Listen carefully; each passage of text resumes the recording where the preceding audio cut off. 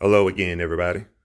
So now this is part two, our lesson on finding the volume. And once again, before we go to our next activity, let us go over what volume is again. So, what is volume? Once again, volume is a measure of how much space an object takes up. And we also discussed our formula for finding the volume of an object. You take the length, multiply by the width, then multiply by the height, and then that will give you the volume. So for our activity today, what we're going to do is we are going to use this decimal grid. Not decimal grid, but this it's a centimeter grid. And this centimeter grid is going to we're going to use this to construct a small object, and then we're going to find the volume of that small object. So if you notice, I have drew an object.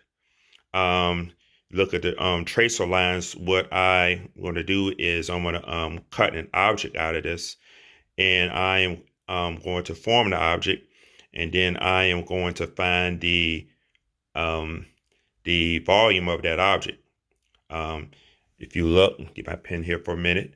Look closely at each of these squares. Each of these squares are 1 centimeter on each side. So each side is 1 centimeter. So this time, when we're looking find the volume, we're not looking for cubic inches. This time we're looking for cubic centimeters. So I have already cut out this object. So I'm gonna just pull it out. This has already been cut out. I am going to, if you look at the black lines, I am going to fold these into a little small rectangular prism. So I'm going to put my phone down for a minute.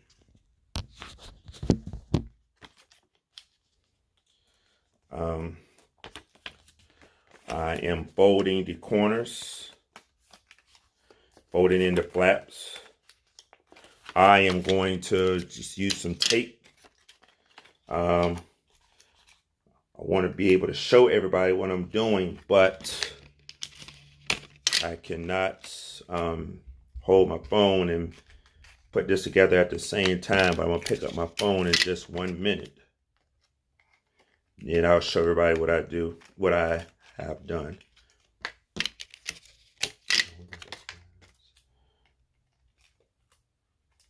Okay, and here we go. Here is my small object. Right here. Don't worry about the bottom. So, here we go. Okay, so we are going to use each of these grids, each of these centimeter grids to help us find the volume. So once again, remember, each edge of these little squares are all 1 centimeter. So, and before I go on, after we find the length, width, and the height, we're going to record this back on our chart that we did on part 1. So if you look, this is the widest part of our little box. So this is going to be the length. This is our width. And this is our height. So let's go ahead and get started. So let's go ahead and figure out the width. So once again, each of these is 1 centimeter on each side within each of these squares. So let's go ahead. This is 1 centimeter, 2 centimeters, 3 centimeters, 4 centimeters, 5 centimeters. So that's 1, 2, 3, 4, 5 centimeters. So this object is 5 centimeters long. So let me get my marker. This is 5 centimeters. Let's look and see how wide it is. So once again, from here to here is 1 centimeter. So 1 centimeter, 2 centimeters, 3 centimeters, 4 centimeters. So it's 4 centimeters wide. Let's go ahead and write that down on our chart. This is 4 centimeters. Now let's go ahead and look at our height. So our height is from top to bottom. And once again, Each within each box is 1 inch. So start here, 1 inches, 2 inches, 3 inches. So our height is 3 inches. So this is the size of our object. It is 5 centimeters long. I'm sorry, I didn't mean to say inches earlier. If I did, I meant to say centimeters. So it's 5 centimeters long, it's 4 centimeters wide, and 3 centimeters higher, or 3 centimeters tall. So who remembers what to do? How do we find the volume? Let's look back down at our formula. We take the length, we multiply by the width, we multiply by the height to find the volume, just like we did earlier with our house. So we're going to take 5 times 4 times 3. So 5 times 4 times 3, that is going to give us our total volume of our object. So let's go ahead and get started. 5 times 4 equals 20. 20 times 3. I don't want to use that. 20 times 3. 60. 60 what? Once again, when we're doing volume, when we're finding the volume of an object, we're going to say cubic. So this is cubic centimeters. Just like when we measured our house, we measured it in cubic inches. Since we're measuring this in centimeters, this object that we have put together is 60 centimeters, 60 cubic centimeters. So 5 times 4 times 3 equals 60 cubic centimeters. So that is how much space is inside this object. It is 60 cubic centimeters. So let's put this out of the way. Now let me explain to you your assignment for this evening. So if you look in Google Classroom, you're going to see this assignment. It's called Building and Filling Boxes. You're going to see 3 things. It's called another name for what I made earlier is also called net. So this is net 1. This is net 2. It says net 1, but it's net 2. And this is net 3. So I'm going to give you, so you're going to find the length of net 1, the width, the height. The base is basically the length times the width. So whatever the length times width is, that's your base. But basically what we're focused on today is the length, width, and the height. So multiply the length, the width, and the height, and that will give you your total volume. You're going to look at that too. Write down the length, the width, the height, and then write down the volume.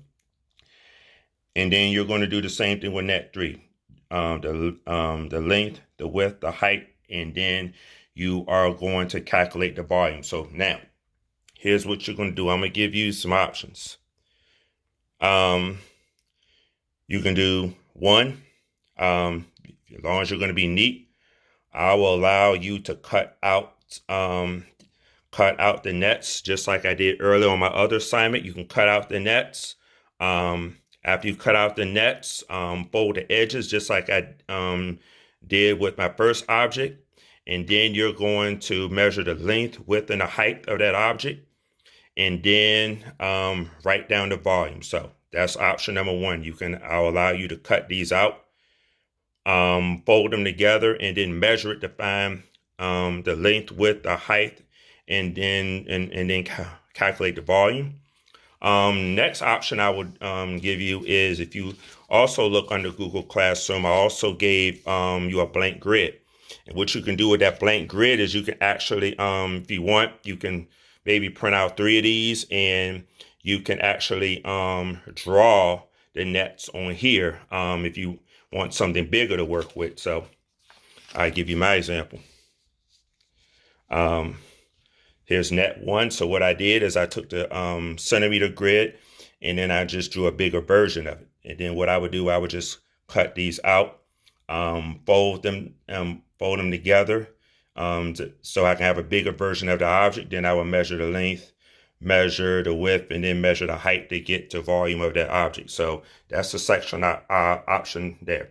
Now, if you think you can calculate the length, width, and the height to find the volume without having to cut them out or without having to do it on the decimal grid paper, you can do that also. And then after you calculate the volume for net 1, net 2, and net 3, you are going to answer the 4 questions. I'm going to give, after you finish, there will be instructions on Google Classroom for how to submit this assignment. So once again, our volume is a measure of how much space an object takes up. If you want to find the volume of a cube or rectangular prism, you are going to take the length, multiply by the width, multiply by the height in order to give the volume. And then one more time, I'm going to give you a visual of our chart in case you want to stop and pause it and see how that works. So one more time, this is your assignment. This will count as classwork grade. After you finish with this, I also have a homework assignment attached with the Google Classroom assignment. So once again, I am going to give instructions on the Google website for how to submit this assignment. So that concludes our lesson for today. If you have any questions for students or parents, just send me a message on Class Dojo or send me a message on Google Classroom, or you can also email me as well. So hope everybody understood our lesson on volume today, and I will talk to you all next time, and everybody have a great day and stay safe.